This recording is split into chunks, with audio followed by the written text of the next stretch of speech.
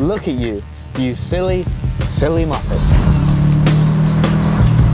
If you buy a new car, I can only assume that you have Keir Starmer's hand up your cheeks and are being puppeted into a £400 a month finance scheme from hell. What even is this?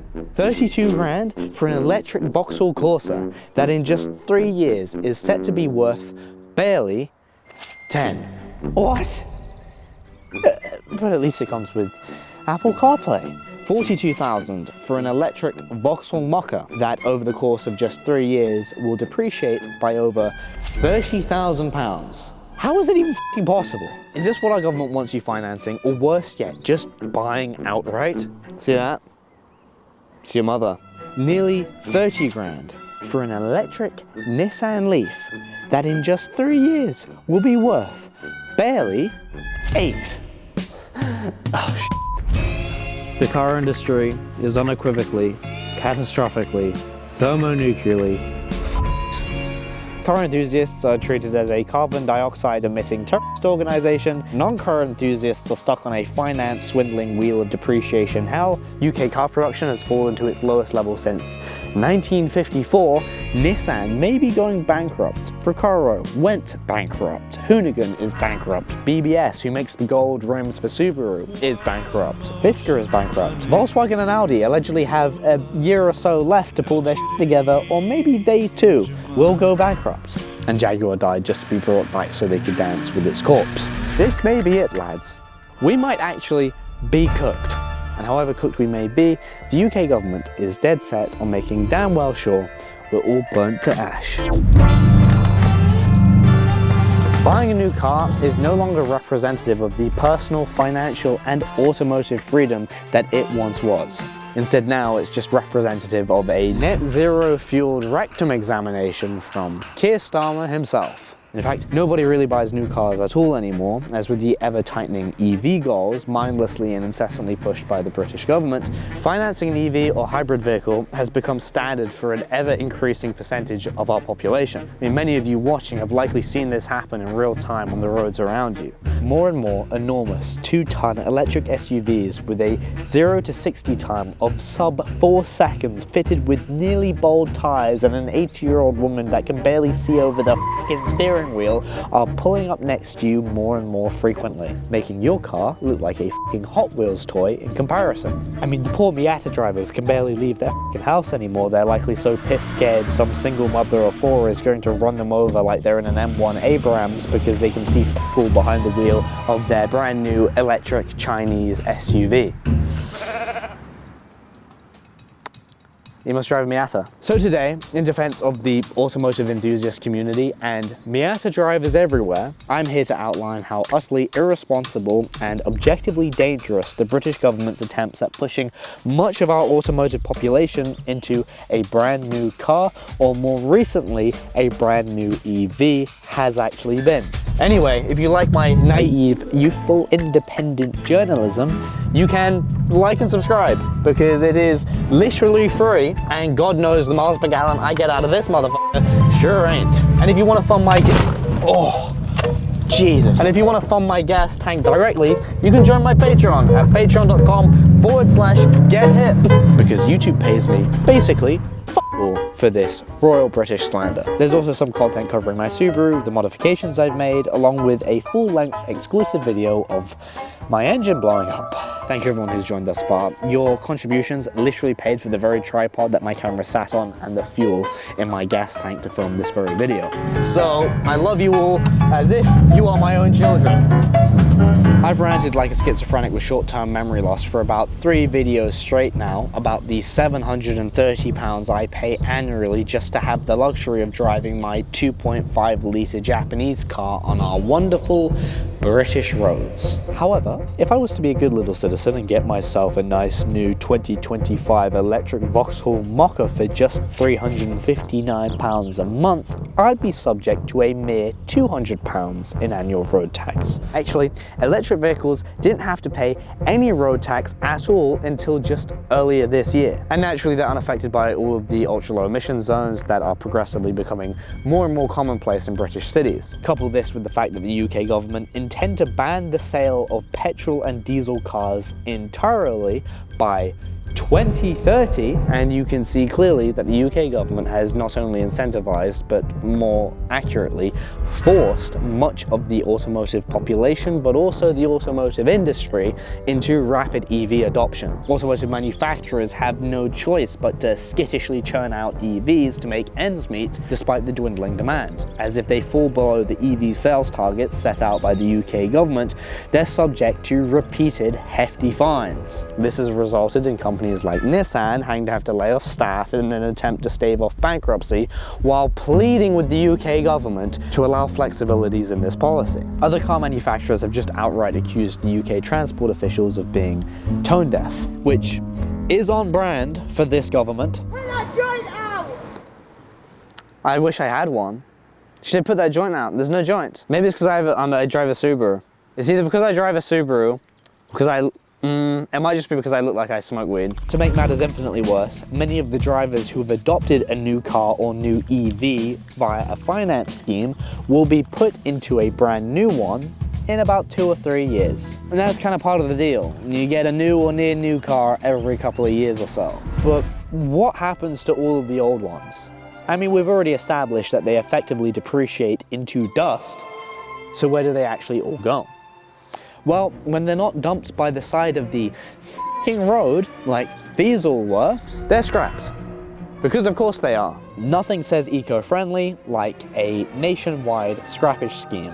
Despite the government's repeated attempts to reassure the public that they have the recycling capability to cope with the influx of these scrapped EVs, realistically, given how quickly they're replaced, their lack of worth on a second-hand market, their frequent irreparability, and coupled with their dwindling battery health, these scrappage and recycling facilities will be overwhelmed by fleets of unwanted EVs over the course of the next few years. I mean, it's already happening now. Not just EVs, but new cars in general, with their progressively worsening fragility and unreliability attributed to all of the tech features that frequently result in ridiculously inflated repair bills. As these manufacturers, in a bid to stave off their bankruptcy, are desperately trying to rinse the respective car insurance companies for all that they're worth, intentionally setting up their cars to be hideously expensive to repair even the simplest of items, resulting in inflated car insurance quotes for all of us as this industry barrels towards total implosion.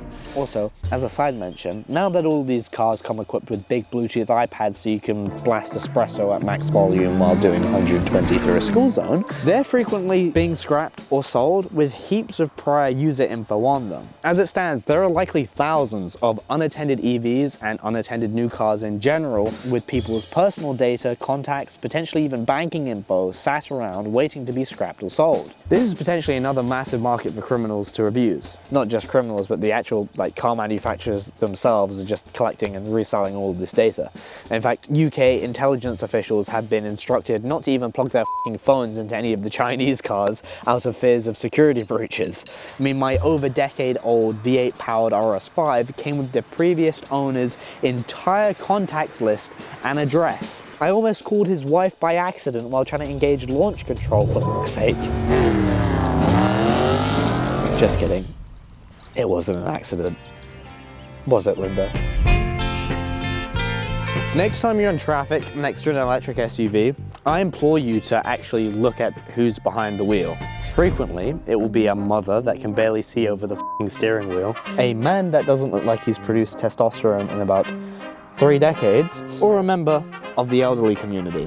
This is a problem. As established, these legislative changes have pushed the elderly and much of the average non-enthusiast driving population of the UK into a vehicle that they're not remotely equipped to handle. Electric and hybrid cars are already twice as likely to hit a pedestrian over petrol or diesel cars. Their crashes also have a tendency to be far more fatal for whatever or whomever they crash into due to their insane weight and acceleration. The insurance companies have quickly realized this, and the cost of insuring an EV has jumped significantly in recent years. Locally to me, a 7-year-old boy was killed last year because a driver trying to park his electric Jaguar mistakenly pressed drive instead of pressing reverse. I'm not trying to trivialize this boy's death, but for the sake of it being local and also highly topically relevant, I have to kind of include it here. Look, unlike a traditional manual petrol car, you don't actually have to properly shift into reverse. There's no locking mechanism like there is on my Subaru, and nor is there some clear lever to pull back like on an automatic petrol car with a more traditional transmission. In many of these EVs, it's just a button press, or worse yet, a fucking tap of the screen. I mean, for God's sake. Combine this mistake with the over 2-ton weight and fast electric acceleration of the Jaguar I-Pace he was trying to reverse, and he ended up crushing the boy to death before he would even realize his mistake. The I-Pace didn't even crash directly into the boy. It pushed another entirely separate vehicle into him. Objectively, if this guy was driving a petrol or diesel car with less weight, less torque, and less tech, this wouldn't have happened to begin with. I mean, I'd have a hard time crushing someone to death with my Subaru as is, with the super thin plastic front bumper, the soft, squishy aluminum metal, and its 1.3 thousand kilogram weight. This is an infinitely lighter and infinitely less dangerous car than any of these EVs. Yet, the insurance companies look at me like I'm some sort of terrorist.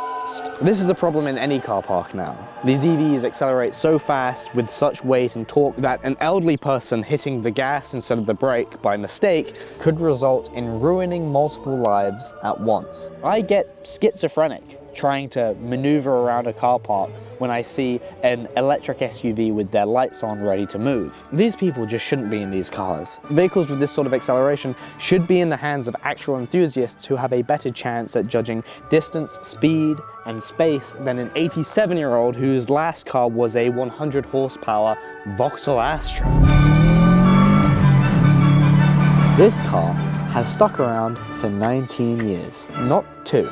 I can still replace every bumper, sensor, panel, thermostat, head unit, wing mirror, wing, rim, f***ing engine imaginable on my now 19-year-old Subaru, because either Subaru still produces the parts or the third-party community is strong enough that they produce them themselves. That quite frequently isn't the case for many of these new cars and many of these new EVs, even just 2 or 3 years after their release. So many of them struggle to get a hold of basic parts like front bumpers and end up sat around for months, or just traded in for a new one anyway, and then the old one left for scrap.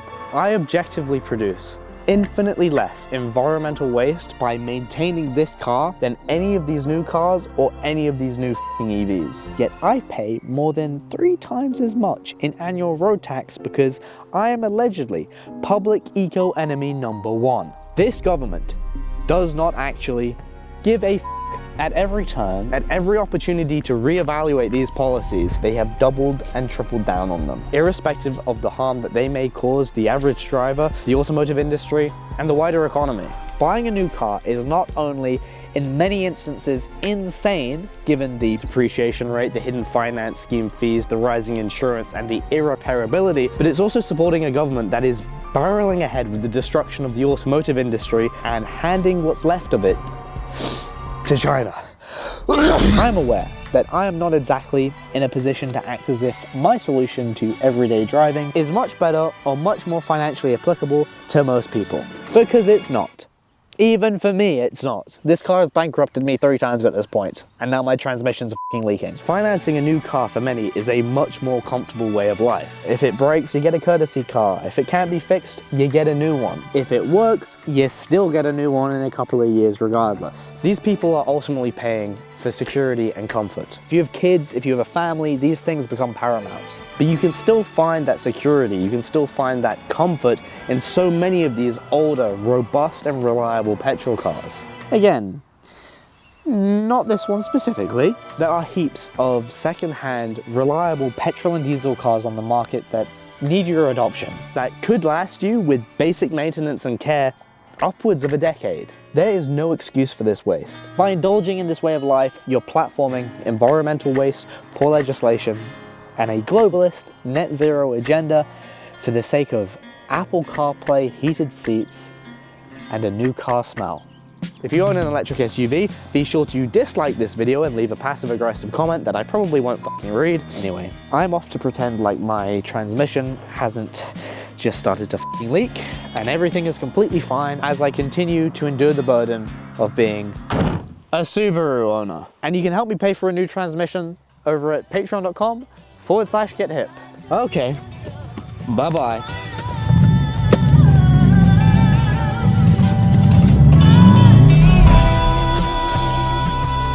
Wait. Oh shit. Ever spit on an open mic. Worst rapper to ever get on.